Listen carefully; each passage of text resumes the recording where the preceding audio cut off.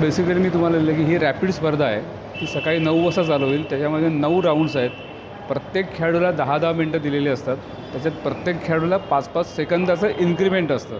त्याच्यामुळे हा total game साधारणतः 35 ते 40 मिनटं चालतो मॅक्झिमम. आणि असे 9 राऊंड सकाळी 9 ते संध्याकाळी 7 या वेळात आपले संपन्न होणार आहेत नवरंग बँकेट हॉलमध्ये. बक्षिसं वगैरे याला 2,51,000ची बक्षीस आहेत. त्याच्या व्यतिरिक्त 97 ट्रॉफीज आहेत.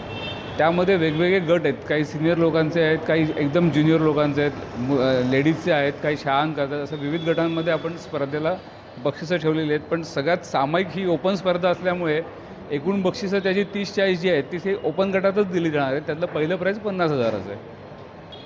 या ह्याच्याकरता गेली 20 वर्षे मी खेळ बुद्धिबळाचा ग्रँडमास्टर संघ हा कार्यक्रम 20 वर्षापासून चालू आहे की जेव्हा मी एका ग्रँडमास्टरला बोलवतो इथे संस्थे कल्याणमध्ये.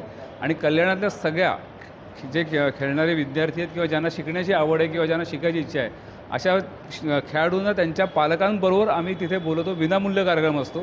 त्याच्यामध्ये ग्रँडमास्टर त्यांना गाईड करतो.